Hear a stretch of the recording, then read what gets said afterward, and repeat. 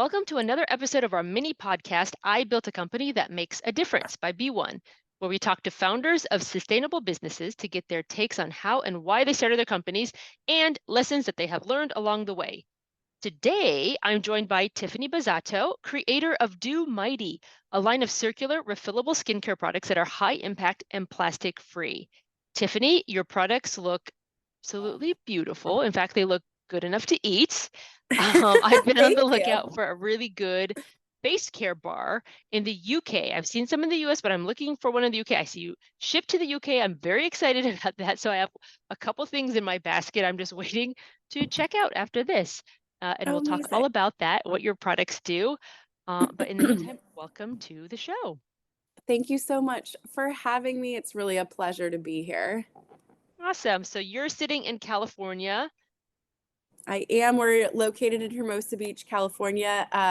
It's a beautiful town. The people are wonderful. It's probably what I would consider to be a little sleepy for Los Angeles in comparison. Nice. Yep. Lovely. Let's just jump into it. Can you tell us about yourself a little bit and how Do Mighty came about? Absolutely. If I really look at the journey, I would have said probably a few years ago because it was so much more ingrained in what I was doing, and start with the beauty industry experience and my science background, which that's all there, and I'll touch on that for a second. But it started much earlier than that. My mom is from Taiwan. She immigrated here with my dad, and they were very young, early 20s when they came to the US and really started a life and had us, my brother and I. And, her perspective was just so different in comparison, I think, to like my other friends' moms. She was from that, like, I don't throw away, I reuse, there's no waste in the house. Um, and that kind of like reinforced a lot of what I saw later on in life, when it was the opposite. Everyone was talking about, let's just buy this for 5 minutes because I need it. And if I have to throw it away, it's cheap. So whatever. So there's a lot of memories there thinking about that and how she would cook our meals and, leftovers would go in like an old margarine tub. So it was not unusual that you would open the refrigerator and you would see, a lot of colorful packaging and none of it would be actually the item that was supposed to be inside.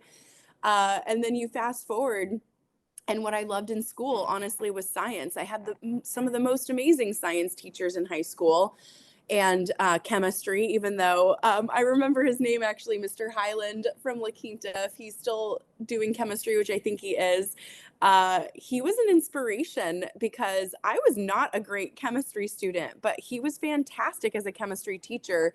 And I was a bit rebellious at the time, not really wanting to sit still. I probably had a mild form of ADHD that I wasn't really aware of. And he was just so good at teaching the major concepts. Actually, even now, I look back on that, and I had been assigned a chemical from the periodic table, fluorine, which is like a hot topic right now because of the forever chemicals discussion. And we had to do these like major college style reports on a chemical element, and mine was fluorine. So these memories, they just like layer themselves. And then fast forward a bit into college, and I ended up going into doing biochemistry. Organic chemistry was like a really hard topic for me. I'm a very hands-on person. So, labs were much better than the conceptualized way you would use chemistry at school. I had to retake a class, actually. I got tutoring. I was like, I will never use this again. This will not be useful in my life. That's the But joke. isn't that I mean, yes. So people out there that are going through this and you hearing this podcast, I mean, stick with it if you just have a passion, but you don't understand why you're doing it, because it was easy to stick with.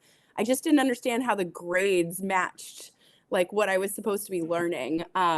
Because then, leaving school and finding my first job where it all applied and like kind of came together was how I got into beauty. My mentor, or what was to be my mentor at the time, was a really passionate gentleman that worked at a beauty company. They distributed raw materials out of San Fernando Valley, and they repped, what I would say would be like some of the most prominent lines of products. And each one, had scientists that basically synthesize the molecules, groups of scientists. They were all over the world. It was really, really cool. And they had an applications lab. So it was really that first day coming in and showing me exactly like how an emulsion was created, a multi-lamellar emulsion to be exact. I remember being at a gas station, filling up because I had to drive from Orange County to get to this first job. And I drove back and forth for months.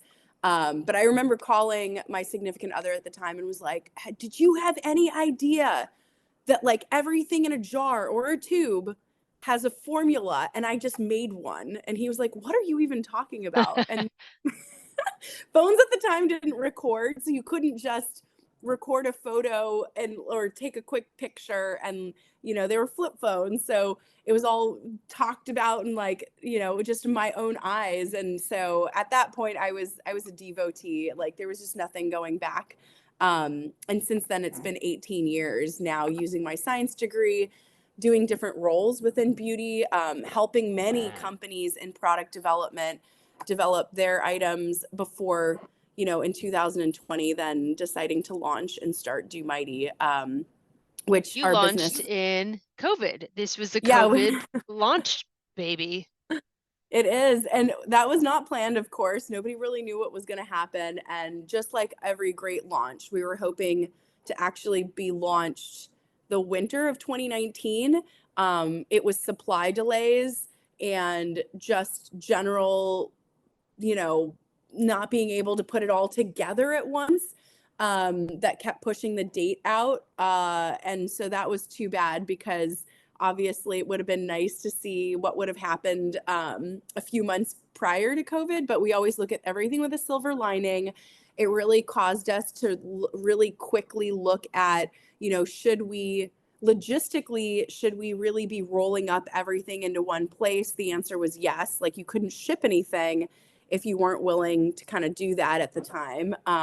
So we integrated really everything all in one place, which was the plan, but it cemented everything really, really quickly. And we launched with one product. So What was that that was first always, product? it was our Bloom Nourish and Calm Jelly Serum Bar. So we kind of knew at that point. I mean, honestly, it's our hero product. When you look at skincare, you kind of want something that like promotes the healthy barrier. We wanted it to be for everyone. I suffer from eczema. And I learned later on, in my childhood, that basically that eczema was from fragrances and also from organic sunscreens, which are highly penetrable to the skin. That's Um, interesting. yeah, everybody's trigger is very different. So the problem with issues like rosacea and even like what I was suffering from, eczema, is that you can't necessarily trace it to any one item, but you can try to create like a pathway to figuring out your flare-ups. Is And it that like a was, food intolerance where you would start with your regular diet and then eliminate a thing by thing, like one a month, to see if that was the thing that was triggering you? Is it a bit like that? it's a bit like that. And ideally, because you can't just stop everything, right? You have to cleanse your body. You have to, have basic hygiene was important. The good news is I was a teenager when I started to notice the pattern, because I just thought I was going to suffer from the skin condition for a really long time. But the trigger, actually, it was like quite epic to learn, because at the time it was when Bath and Body Works, and I'm sure there's a lot of people that love their products out there, but it was when they became so popular that every friend for every type of birthday or holiday was Oh, gifting a yeah. Bath and Body Works set. Yeah. So I had several, and it was one day after a flare up, finally calmed down, and it got to the point where I was like so itchy. My entire arm would be scabbed. So like where I would flare up would be neck, arm, part of the face, ankles, and feet. Um, and so the areas were always very common. So I'd wear long sleeves. But it had gone away for about a week, and I'm like, thank goodness, that was like horrible. The scabs were healing. And I had reapplied on like my neck a body splash fragrance, and that was the only place that flared up a week later. And then I Oh, realized, a I'm like, week oh my God. later. So it's Mhm. not even immediate. That's would be really hard to pinpoint then. Yeah, but it was the only product I had changed and decided to put on, and it was the only place that it had gone on my skin. Well, not knowing that that was like necessarily what was happening at the time, I sort of banked the information, stopped using it, and my skin condition got so much better. Which this is where something can come like full circle. So then imagine like being in the beauty industry many years later in my early and late 20s, doing my raw material business development job, get to call on Bath and Body Works. And like, I'm not going to give away any obviously company trade secrets, but then you learn a bit about like what their focus was, what their target was for their formulas, was always surrounded by the fragrance. So that's Right. probably the best way to put it. Their formulas, if you think about it, like, because they're so fragrant, your system has to basically support whatever they want to put in at that level, to get that like highly fragrant product. So learning that, it triggered that memory that I'm like, oh my God, like I did stop using these products so long ago. I wonder if it's actually just generally speaking fragrance that's my issue. And turns out it is. Wow. And the That's clean movement too. Think about that, right? The clean movement really kind of, I know, demonized fragrances, but not everybody can handle it. Not everybody's skin yeah. barrier. Mine's extra sensitive. And I think there's a lot of people like me out there.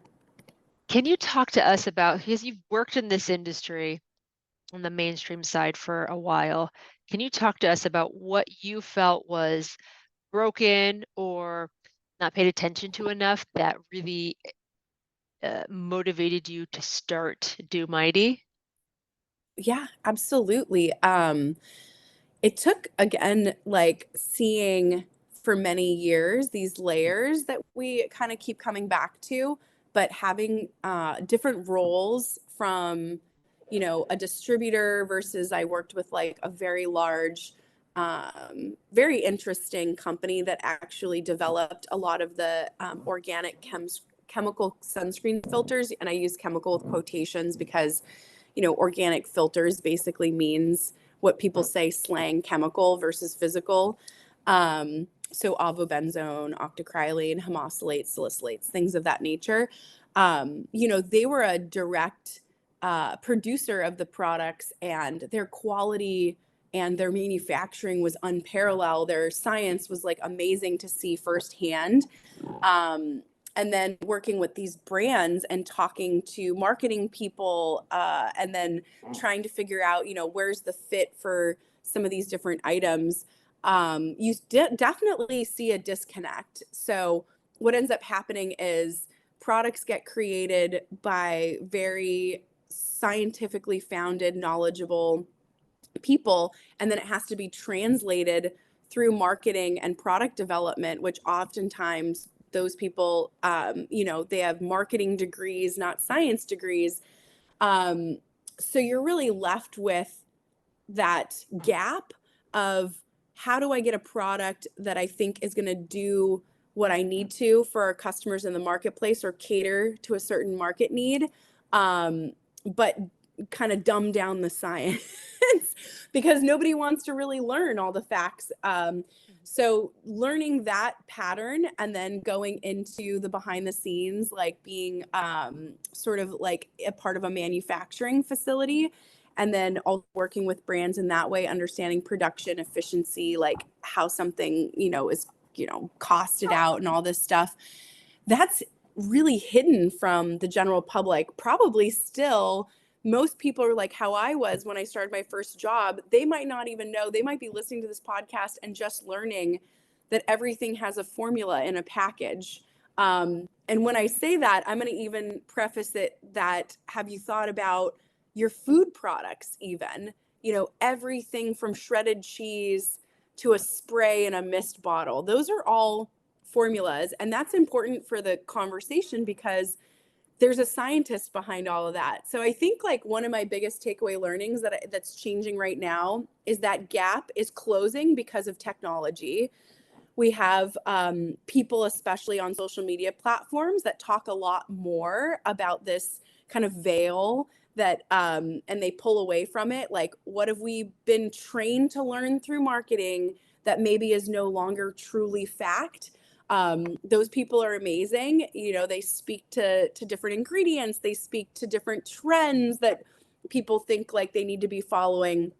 And one of those broken systems that we try to dismantle at Do Mighty is the thought process of like you can actually have really wonderful products that are put together with clinical actives that are meant for every skin type, because you can have something that's catered to sensitive skin and layer it with a lot of these wonderful clinical actives, but have it be non-irritating, have it be about building a healthy barrier and really being choosy with the entire formula. So that's kind of the real concept of why we started.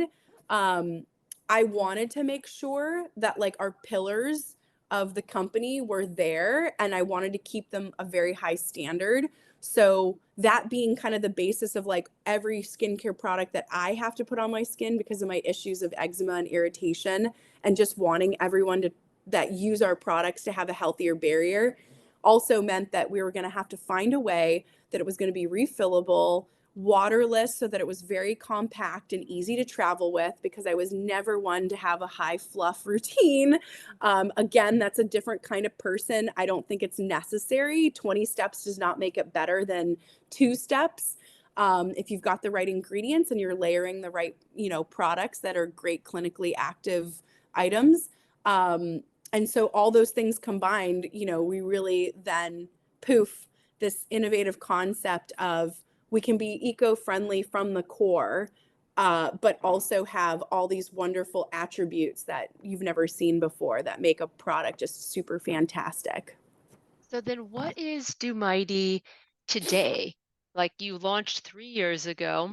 Yeah. What is it today? You've got a bunch of different products on there now. How Mhm. would you describe the company now and the products that you've got currently? Yeah, so the company now, really our mission is to eliminate the need for unnecessary plastic and to conserve resources whenever possible, water being one of them. So we've got 4 main products. In 2020, we launched Bloom, Nourish and Calm, which is sort of our base hero serum for everyone. Our second product was actually 2 years later. Plus, we figured out a way to sample in a Strive Zero Waste way, which basically like didn't sell the product with our refillable container, and gave the user 2 year or 2 weeks, 2 years, 2 weeks of being able to use the product to test the formula. And that was for us monumental, because then our customers didn't have a high buy-in to get the products, but they could test everything. And so we've gone on with that for some time. So after 2 years, we ended up with 2 products and a sample of our first hero serum. Then late last year, at our third birthday, we were able to launch 2 more products that we felt were really fundamental to the line. I mean, we were listening to our customers. Basically, we have a really passionate customer base. And we had 2 polls. We had customers that said, look, we love your hero serum. We love healthy skin barrier. How do we get a little bit more in, dark spots, age renewal, Right. because we actually have a demographic that can skew a little bit older, Mhm. which people don't realize, but we have a lot of women who want this anti-wrinkle or fill in wrinkles if they can, and might also have like some acne. So we came up with our Nova product, which is a retinol alternative without any of the drawbacks. So you can use it day or night. It does all those functions with acne, dark spots, and wrinkles. Also, actually, you and I were having a conversation about kids just before we started recording, but then like pregnant and breastfeeding women could probably use Yeah, this if it's a retinol alternative. yeah, absolutely. I mean, we want it safe for all skin types. So pregnant, breastfeeding. I mean, I used, and then there was the second product that came out too, Oasis. I used Oasis.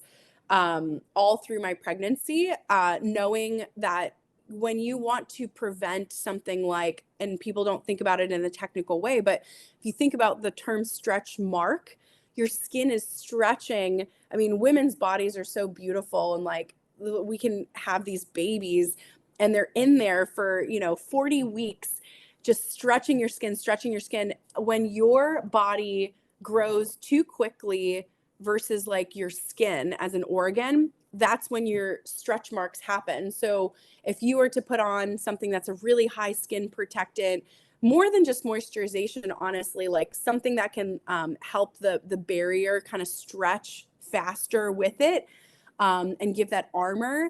We came up with Oasis for that reason, and I tested it, and I have about a half a dozen other girlfriends that have been using it with much success for zero stretch marks, and that's incredible.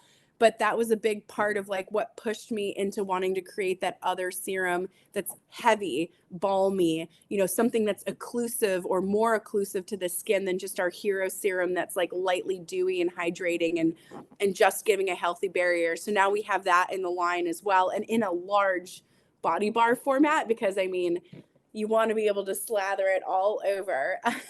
I didn't even uh, know serums could come in bar form.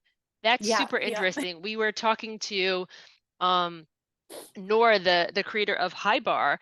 She was yeah. talking about some things that, they're trialing oils like in bar form. I had no idea that you could put serums in bar form. Like that's very cool. That changes Yes. kind of the game in the quest to eliminate single-use plastics and get away from that and more bar any kind of cosmetics and bathroom products in bar form. I had no idea until Yeah, we found do. We love you bars. guys. I mean, we Yeah. there's a lot to solid format that I think was overlooked early on because the technology just wasn't there to give a luxurious experience to the customer.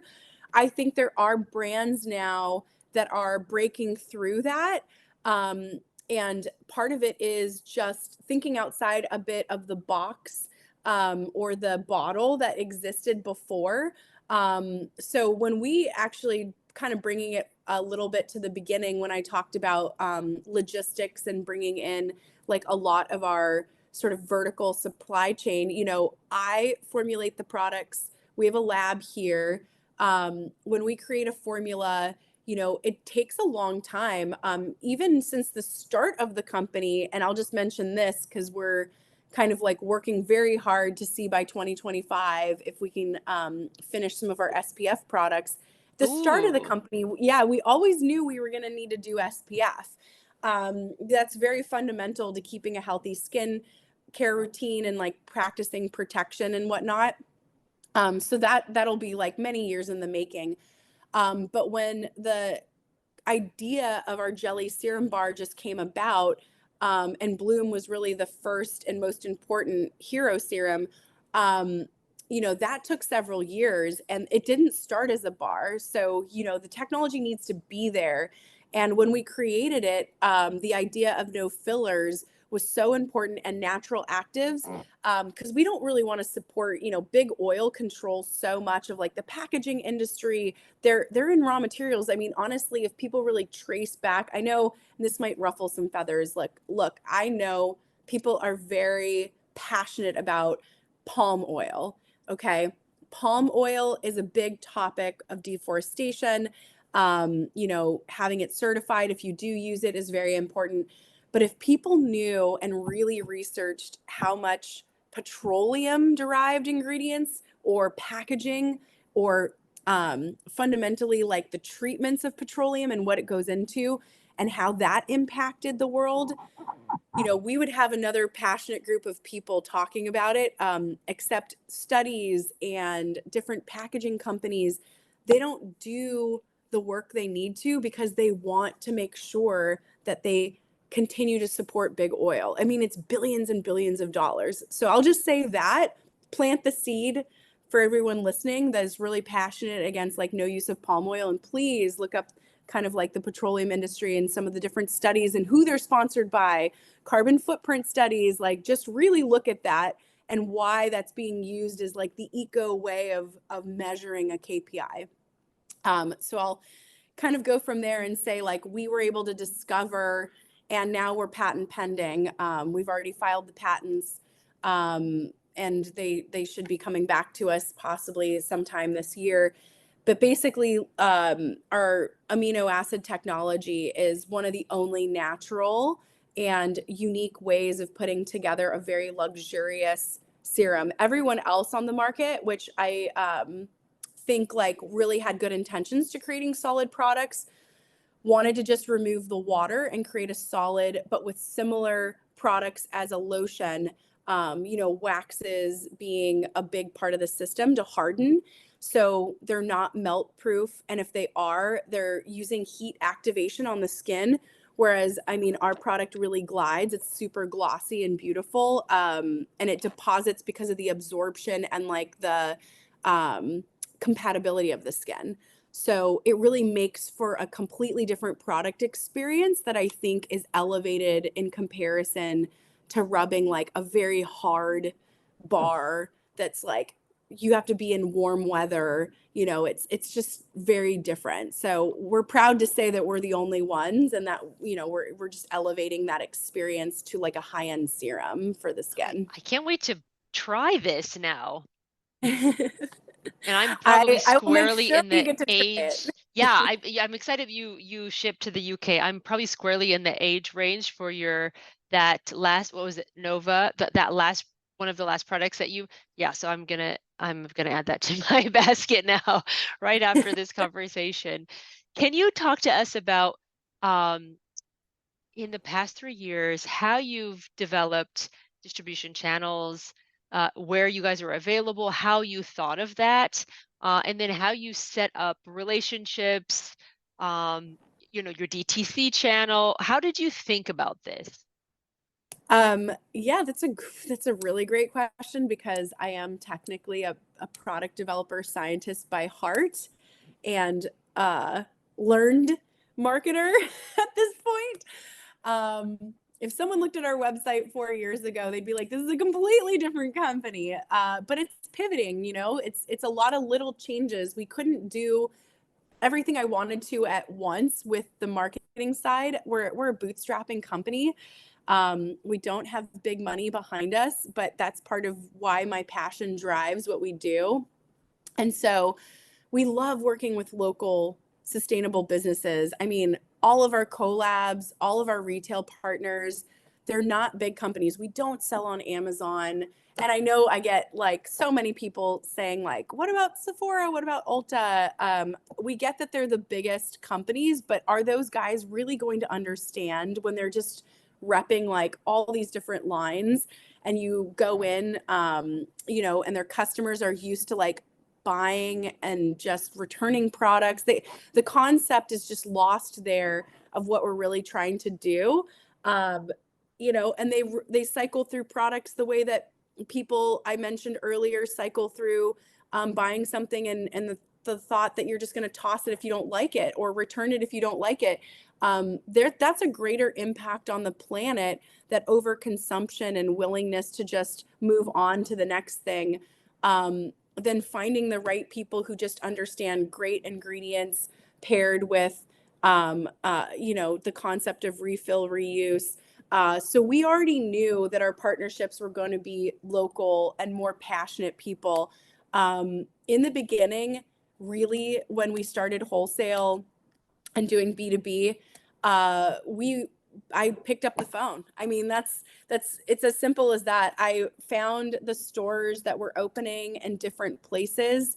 I learned about them through social media or just looking on the internet. I was very passionate actually about our local neighborhood, and surprisingly, I'll just mention we probably have the fewest stores in California, versus across the U.S. on the East Coast is like a big market. And those individuals are really driving the change, and more stores continue to open. So they're really the ones that got me very passionate about doing store events. Once we had openings in 2021 and 2022, like I went and traveled to a lot of these stores when I could before having my daughter. Um, and then, marketing wise, we just kept true to who we were. We talked about the performance of the products. I posted a lot on social media. We had help making videos, explaining kind of what we were talking about. We talk about being uncomplicated, unbottled, undiluted. And I just think people resonate with that, like they want to find something that isn't the next, I'm going to throw it away or move on to the next thing. Like they want something in their medicine cabinet or in their travel bag that makes them happy, and like tried and true always works when they use it. And that's just what we are. So you guys are available in store and online, e-commerce and brick and mortar. Absolutely. We just launched actually a few days ago. We did our store locator map. So you can find that on domighty.com. There's a page that has our store locators. I'm still uploading some because it's based on Google Maps. So if someone hadn't registered yet, or if it doesn't show up on there, it's just possibly the 20% that needs to be added manually. But we're in 200 doors across the US, and, a handful, about a dozen across Canada and Japan, and other places. We're hoping to get into some places in the UK. We've got quite a few customers that email in wanting to know where they can find us in the UK, and we don't have anyone yet. And I understand that, like, importing into the UK can be really tough because of the taxes and duties, but we get the same question also for Australia. Like, I've had a large concentration of people ask about Australia. So we've got certain areas that we're looking for partners too. So if anybody's out there in those areas, Well, I was send me. just gonna say, we have like, in our listener base and in our audience, especially on B1, we have a lot of organic grocery stores and refilleries all over the United States. So if somebody is interested in stocking your product, how do they get in touch with you?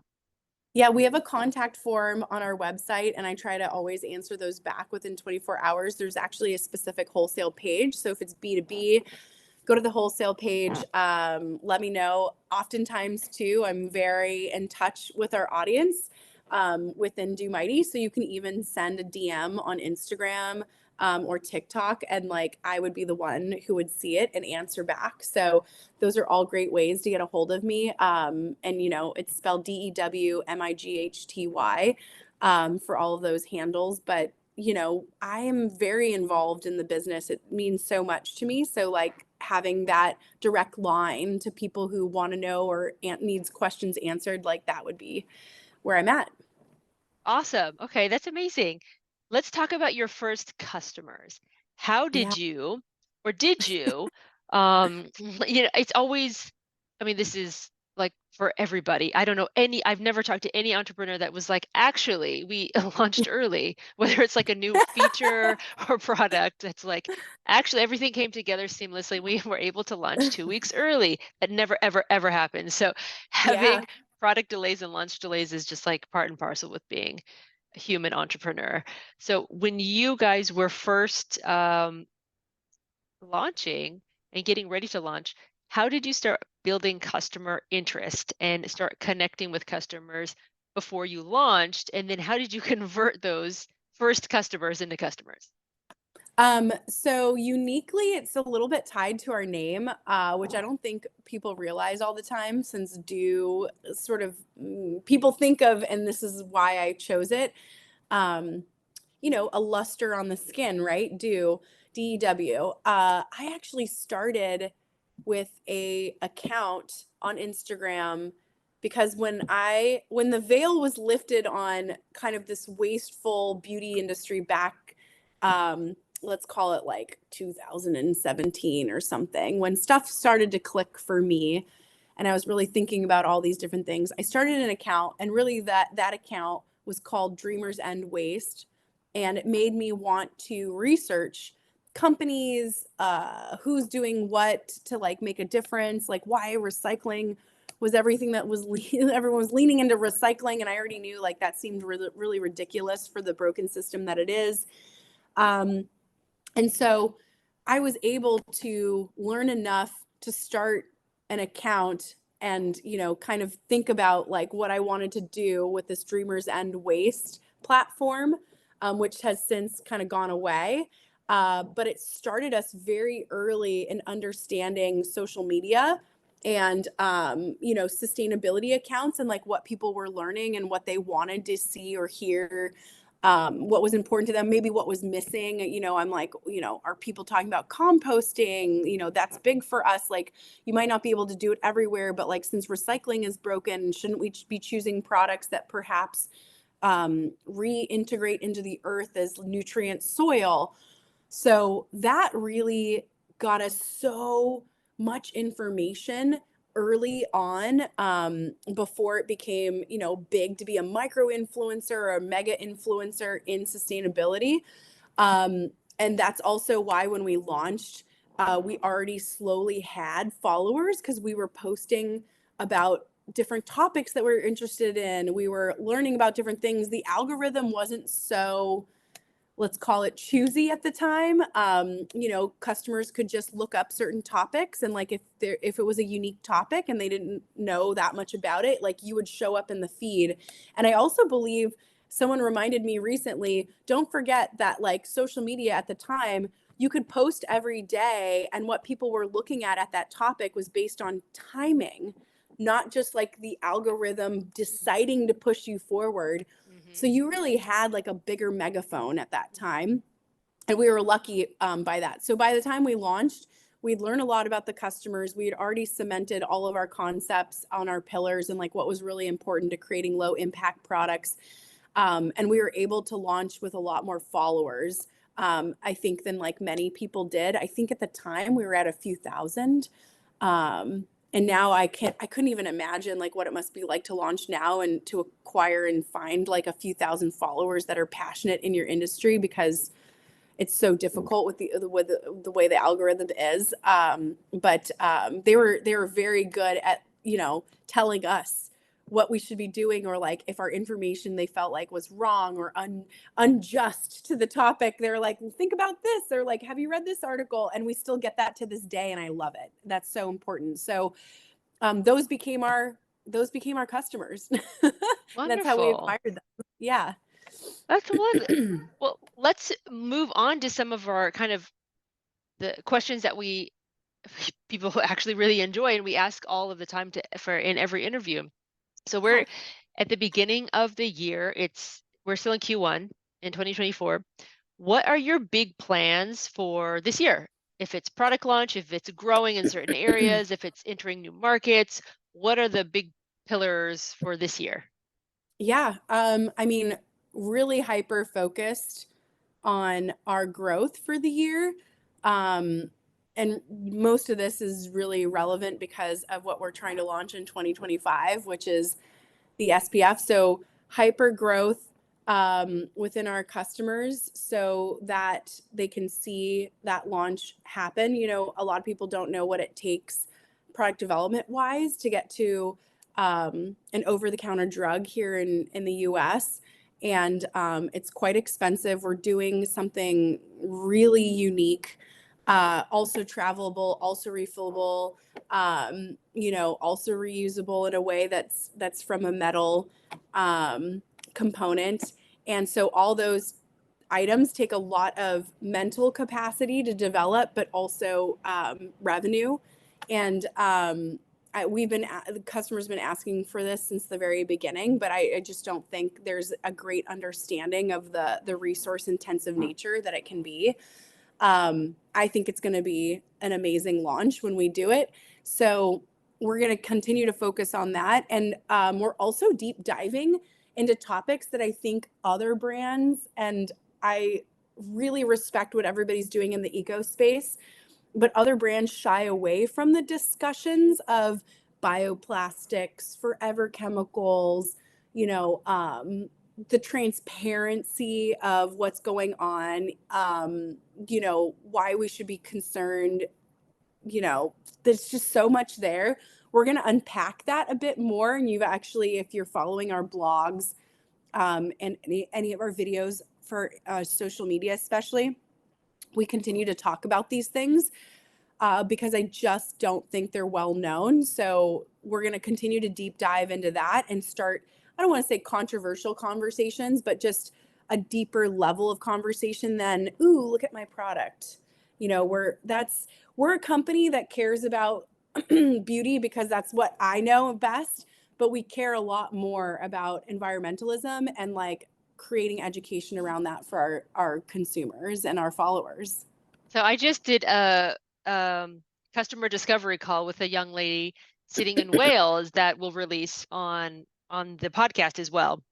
And she is kind of an not kind of, she is an environmental activist and just a young person, but I wanted to know more about her shopping habits, what she was looking for with regards to brands, et cetera. And her major thing was transparency. And she was like, Amazing. look, I would be a little bit more forgiving if if a brand makes a misstep, but then is transparent about their progress or what they're attempting to do and then make steps towards that. So when you just said transparency, I was like, oh, I recently had a conversation and the consumer was like, I want transparency. So that is fantastic. That matches really, really well. Is it Ava by chance that you were talking to? I'm like curious It if I know this person. was, I only ask because there's someone that I've always very well respected. She's very young. Her name is Ava, and she's going to school right now in the UK. So I thought maybe you connected with her. She no, goes I under don't the think her name was Ava. Oh, okay. Yeah, so I was like curious if you had talked to her because she even started a like a climate school online that like if you're interested, you know, you could go to and take a look at. I know her studies have been taking up a lot of her time, so I don't know, you know, how active she's been able to be because I'm sure that's like a lot to take on. But I mean, she started her account when she was 16, 15 or 16, and I've been following her story for some time, and she's one of the few that have talked about our products and like have really enjoyed using our skincare. So I just had to ask because like she's We'll an drop amazing. her handle. We'll include that in the show notes for everybody. No, this young Yeah. woman, I remember her name now. Her name is Tammy. Send us the handle and we'll include that in the show notes for Ava. Oh, that would be great. And you know, it's really interesting because I think a lot of people um, talk about wanting to be transparent, and they say transparency without really, you know, the actions need to meet words at this point. I mean, we're so transparent. I really spent and we continue to modify it like as we move along, adding more products. But you know, we have a whole page just dedicated only to ingredients. And I feel like our information on there is not meant to be fluff. You know, we talk about you know, if a product is not certified organic, because I know that tends to be a lofty goal if you're going to create clinically active products. We talk about, you know, it's highly processed. So if you're going to use a product and it starts off as, let's say, some sort of bean oil of some sort or a plant press, and it doesn't start off as organic, but it goes through this synthesis processing and there's no herbicides or pesticides because of that, like isn't that the same goal? What you're concerned about is you don't necessarily want to spread the herbicides or pesticides. So even if they didn't certify it, but they can tell you it wasn't treated, and then it's not in the product, you kind of have met the same goals as you would have had being certified organic, because that really started as like a food certification. So we talk about that actually on our ingredients page, some of the items being wild harvested. So you would never have it treated with herbicides and pesticides. And we classify each of our raw materials that way. We also, you know, try to share the country of origin and kind of the reasoning behind why it's in the product, the main function. And it's, again, more than fluff because you can find some of these websites that just say, here's a great example, silica, right? It's a mineral found in the earth. The amount of silica that is naturally mined and put into beauty care products is so little because it's not sustainable doing it that way. You don't want to support child labor. And the process of making silica in the lab makes it much more sustainable than if you didn't make it in the lab and you mined it naturally. So we talk about all of this stuff, but you can naturally find it in the Earth's crust. So then people will put on their website and not even knowing if they've certified it through the supplier that way, whether or not it's natural. But we are like that, and we do the same thing for our materials too, for all of our componentry, our cartons, and our primary boxes, since we have a very special gloss that we put on our paper to protect the product during shipping, and makes it easy to carry around before you put it in your metal container. This is so much. This makes me feel instantly like, God, I don't know anything about these products that I'm using I in know, my I'm gonna blow bathroom, your and I don't even mind. have that. Oh my gosh. This is this has been a fantastic education for me just in this conversation. I have three questions left. Yeah, no problem. One, what do you feel like in the life of your business? Because we have a lot of entrepreneurs and aspiring entrepreneurs who are listening. In the life of your business, and I understand, the research going into this started many years before the actual launch. What do you feel like is the biggest success? This is probably the hardest question because success is measured in so many different ways. Um, I mean, there isn't just one. So like I'll start it with that because every year my mind is blown by something that happens. Um, just the fact that anyone in 2020 during COVID, because of social media, wanted to buy our products felt like a success at the time. So that was an incredible year, like really like having this beauty of a dream and kind of like putting all the steps in place to launching and then having strangers find us and be just as passionate is looking back on that feeling was really incredible. But just recently, I have to say, all within the same time period, from January until now, we won our second beauty design award for Oh, Oasis, which, congratulations. yeah, that was incredible. The agency that does that, Jennifer, really does a great job and is so knowledgeable in product, to have us chosen for a new launch. And it's the second time because we also had won previously with Bloom. And so that was really incredible to learn that really late December, early January. And then to have actually two really well-known actors and comedians recently post about our products just a week or two ago because they found us Nice. and also are passionate low wasters, low impact, and care about the planet. And they just Google searched us and found us, and literally have been talking to me and asking about, beauty routine and wanting to know why, what to use and like why these products work so well, and just have been so supportive in our journey. That's Because, lovely.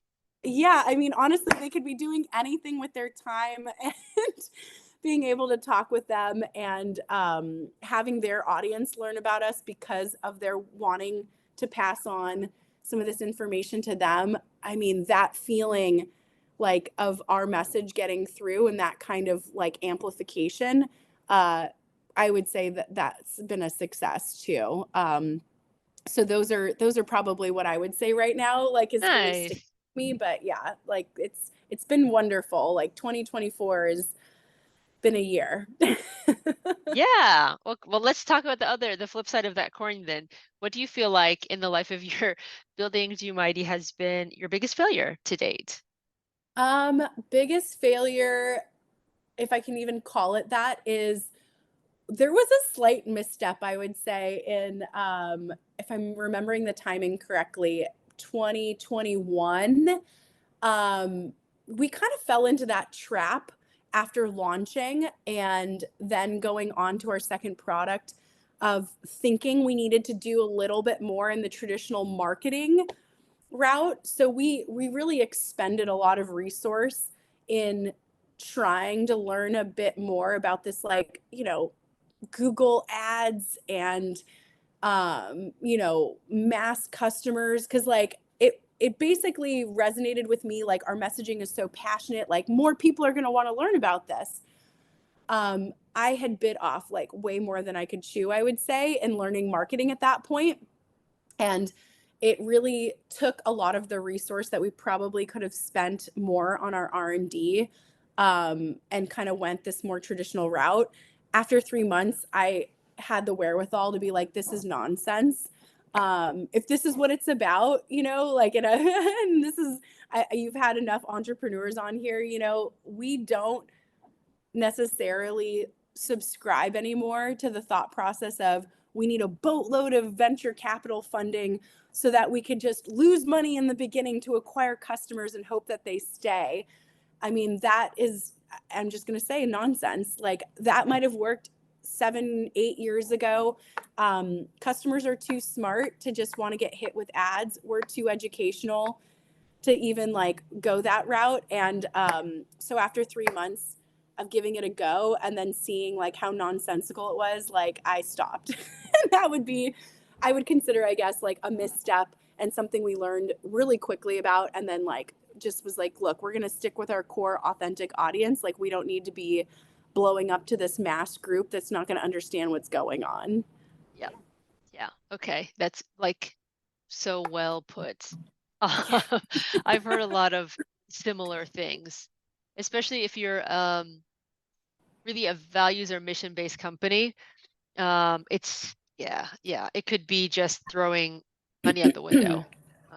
And you can lose a lot of money doing that. So it's yeah, Yeah. I understand that being a misstep. Good thing you were able to course correct so quickly. 3 months is very quick. Yeah, we try. I mean, that we're always pivoting, making sure we're being our most authentic selves as a company.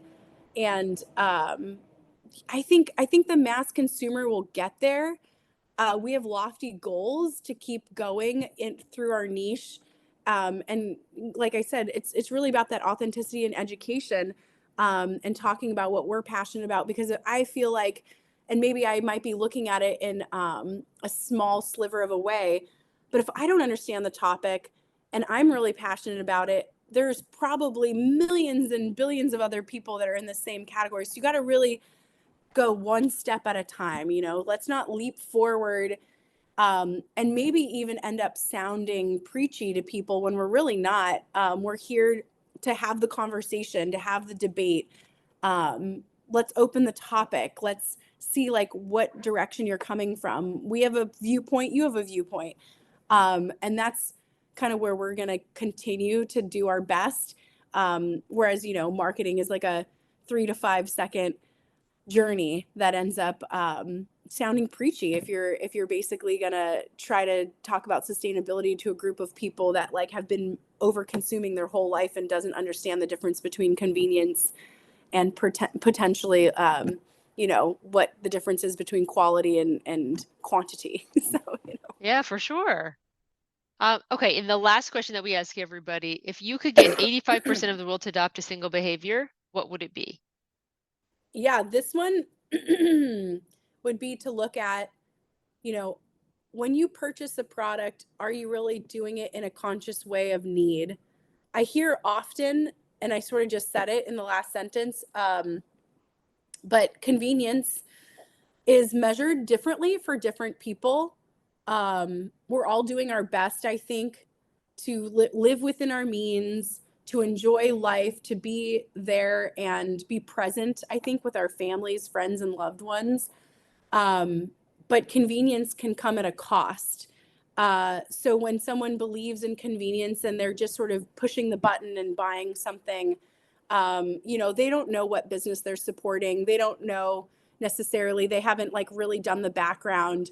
They're just thinking something's going to show up in my hands in a minute or two or a day. If it's our favorite big place to get product in a day or two.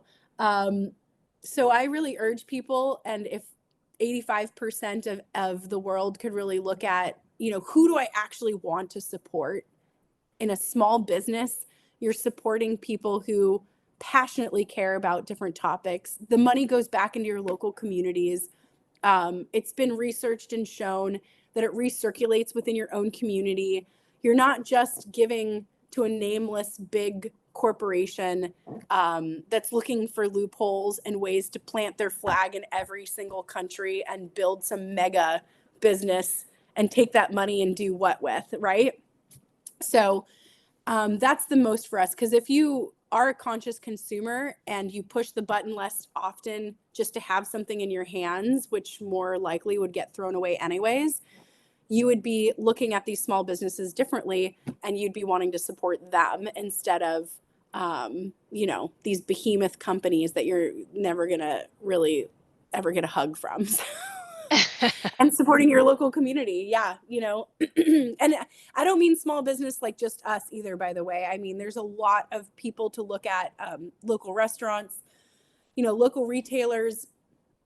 Everybody who opens a business is really like us, you know, someone who's looking at survival, like feeding their family, doing good things in the community. So I just mean it in a way like take a look at just who you want to actually support. And if you get sad when a store closes because you liked going there or you thought it brought a lot of local color to your community, then just understand the reason why they're closing is because maybe you didn't go in enough and support them, because it's not too late. We're already seeing that a little bit here in California where, you know, like rent is going up and things are very difficult. So stores are closing when they can't make it. But yeah, there's definitely that. So 85% of the people doing that, we're going to have a totally different world out there. It would definitely indeed look a lot different if we had a lot of more purposefulness in consumption, for sure, whatever it looks like. Yeah. Okay, and then can you plug where we can find you um, on social media? I know you mentioned it already, but just give it another whirl. Yeah, of course. So our website's www.dewmighty.com. We've got social media handles, Do Mighty at Instagram, TikTok, Facebook, which, you know, is there. We're not super active on, but it's there. And if you ever want to just talk to me directly, I'm also on LinkedIn. So send us a message through our contact form or just on any of those platforms, and I'll be sure to get back to you. Fantastic. Thank you so much, Tiffany. This has been a very educational and a really, if I could say, um, it's very obvious that you as a founder are very purposeful about how you spend your time and what you want to put into the world. So that is lovely to see. We talk to a lot of entrepreneurs, and that is one of the common threads. People are dedicating their lives and their times and their livelihoods as well to make something, put something back into the world that will make a positive impact. So it's great to talk to entrepreneurs like yourself who are so passionate about this. I recommend that everybody on B1 go have a look at Dumani. I'm going to finish my purchase myself, put one more product into the basket, and then check out since you guys ship to the UK. So thank you so much. Thank you for having me. It's been a pleasure. And honestly, I can't imagine any other way spending my time. So this is fantastic. And I hope you have a great one. Thank you. Everybody else, we'll see you on B1.